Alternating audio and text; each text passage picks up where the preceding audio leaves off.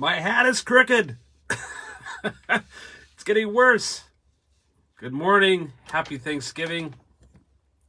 It is Thursday, a little after 9 for Coffee with Fred. And I hope you can join me either now or on the replay. I just made myself a amaretto flavored latte because we are out of vanilla. I didn't know, or I would have got some. A little bit of whip on top in this fancy Maverick cup. Yeah, we have a little espresso machine, and Mary has had that since I think she was in college. I might be talking a little bit weird. I bit my tongue really, really bad yesterday, and it's swollen and keeps rubbing against my teeth. I mean, I really bit down, and now I feel like I'm talking or trying to keep my mouth closed. So, and this hat is from Rhythm Armada, which is the Treasure Valley indoor percussion group that, good grief, I got to leave myself alone. Hey, James, happy Thanksgiving to you, too. I hope you're doing awesome. Yeah, Rhythm Armada is a indoor independent percussion group that my son is involved with, and I think they're still looking for players. So if you're interested, look up Rhythm Armada on Facebook or Treasure Valley Indoor Association for all the cool stuff. So I wanted to tell you my story about how I got my very first drum set.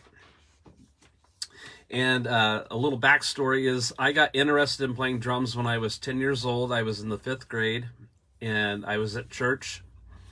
And there was a guy from the youth group who was playing drums, and that guy is Dave Goff. If anybody in town knows who Dave Goff is. Dave was and still is very enthusiastic about drumming, and he was so incredible to watch, and I was 10 and I was just mesmerized, and I said, that's what I want to do. I didn't think like, oh, I want to do that as a career. I'm 10 years old. I just thought it looked fun, and it looked like it'd be fun to take a stick and hit something and make a sound and do that over and over and over, and it was really cool. So Dave got me started playing drums. He gave me a pair of drumsticks that were aluminum, I think. I don't even know what brand they were. And he gave me this drum pad. Any of my drummer friends out there have probably seen this. Ludwig made some. This one is by Ken student model. 1601 it looks like. And this was designed to be either played match grip, or you could turn it sideways, and that would accommodate playing traditional grip. You don't really see, this is so old it's like a museum piece. But anyway, that's what I started on, this drum pad right here, and I played and played and played and played and played and played on it, taking lessons from Dave. I think I took lessons from Dave that whole summer. And then in 6th grade, my family actually moved to Spokane, Washington for a year, and so the band program up there was pretty small, and they didn't have anything for percussion, so I just kept my sticks and kept playing the stuff that Dave had taught me. And then in 7th grade, the junior high that I went to, they had a specific percussion class, and that class was pretty much designed for marching band percussion. And the junior high I went to fed into one of the high schools up there in Spokane, and the marching band stuff was extremely competitive. Nothing like you see here in Boise, although that seems to be improving, but that was like pretty intense stuff. So they were training us to become drummers in the marching band, and in the 7th grade, it was mandatory that we played traditional grip. If you don't know what traditional grip is, this is match grip. They match. Traditional grip, the left hand cradles in your hand, fingers like this, and it's from the old, I think, Civil War times, like 1800s, where drummers marched and they had a drum slung around their shoulder, and so the drum sat at an angle, just like this drum pad. I think that there's a current wave to get away from traditional grip for whatever reason. It seems like that kind of comes and goes in waves for whatever reason. Anyway, I'm getting distracted from the first drum set thing. So I kept playing. I eventually wound up with a snare drum that my parents rented from Dorsey Music. And I played on that. And I really wanted a drum set so bad. So my way around that was what most drummers, I think, do. They start grabbing different items around the house that would make a sound if you hit it. So I had a metal desk lamp on an arm, kind of like this microphone stand. And I played the edge of that lamp as a cymbal. And of course I destroyed it. And then I would set up cardboard boxes around the snare drum. I would set them on my bed along with the snare drum and pretend they were toms. I even had a bigger box, and I would secretly borrow the bass drum pedal from school, and I would set up next to that box so that I could actually play a pedal and it hit a box. So of course my parents see all of this happening. And when I was in the 8th grade, we had a band concert, and my parents went to the band director, who was Gail Maxey. If anybody remembers old Gail Maxey, I don't even know if he's still alive. After the concert, they went up to him and they said, "Hey, when do you think we should get Freddie a drum set?" And he goes, "A drum set? Oh, that's a horrible idea. I would never buy him a drum set." He puts his hand on his hip. He said, "That's a horrible idea. It'll be this huge distraction in his life. It'll take away from his schoolwork, blah, blah, blah. I wouldn't get him a drum set till after he graduates high school." So I'm just wind out of my sails. I'm in the backseat of the car driving home, silently tears coming down my face, and very disappointed, of course, and wondering, like, did I do something wrong? Like, what did I do to make my teacher have that response to my parents about getting a drum set? Because in band class, I learned the rudiments. I learned how to read music. I played the xylophone. I played the timpanis. I played the snare drum. I played the concert, all the percussion stuff. I was doing well in school, good grades. And I didn't know why he would have said that. It would just, I felt like I felt like I had done something wrong for that response. Well, the next day, after school, came home and was doing my chores. And then when my dad got home from work, he liked to come in and check on those chores and give me and my sisters other things to do. And so he walked in and told my sisters, "Hey, go do this, go do whatever." And then he looked at me and he goes, "Go get the junk out of the back of the truck." And so I don't know what I was doing, but I was like, ah. So I mope out to the driveway and look in the back of the truck, and there's a drum set. This is the very next day after my band teacher told my parents not to get me a drum set.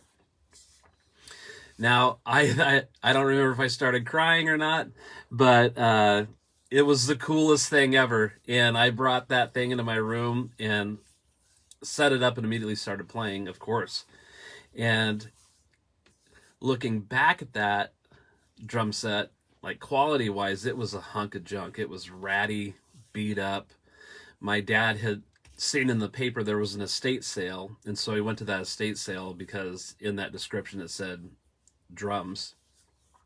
And so for $60 he bought this ratty, junky set, and my dad didn't know what he was looking at, what he was quality or anything, but he thought for the $60 risk it was worth it to see if I would be interested in it. And of course I was.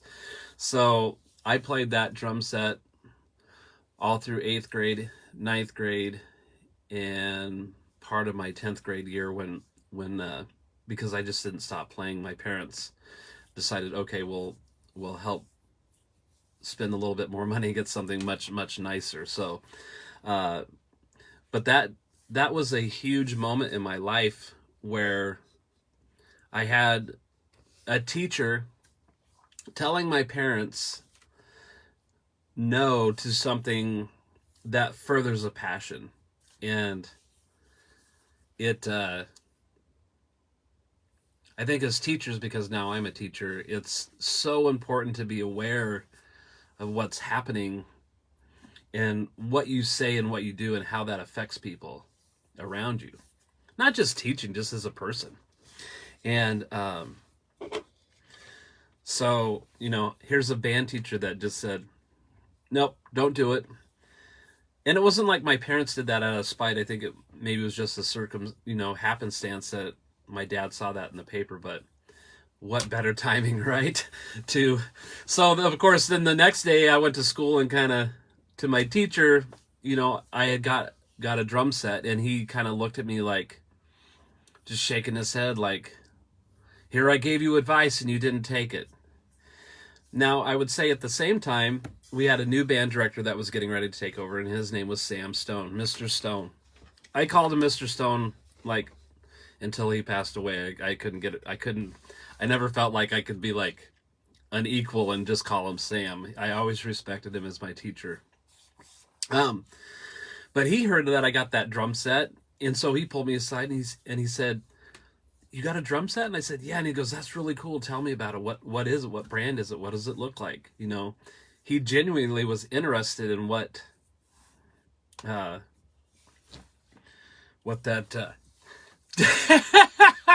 I'm getting teary-eyed just thinking about it.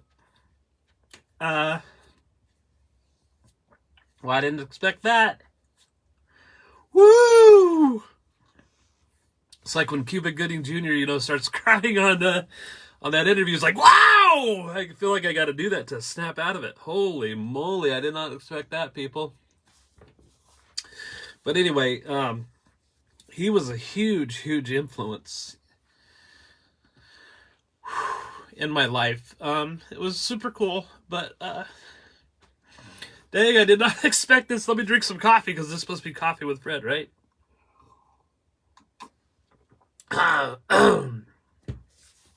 Well, anyway, I'm losing track of my thoughts here and realizing that my hat is still crooked. Just be careful what you say to people and how you react to something that they're excited about.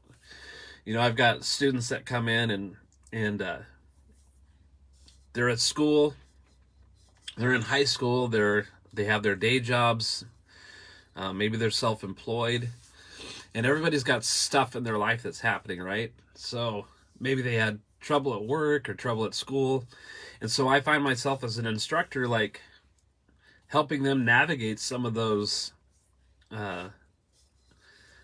challenging life stuff. So it's larger than just teaching drums. It's who we become as people. So anyway, I hope you guys have an awesome, happy Thanksgiving. I'm losing my train of thought just thinking about my band teacher that was so awesome, Mr. Stone. And I'm going to go hang with my family. So have an amazing day, guys. We'll see you later.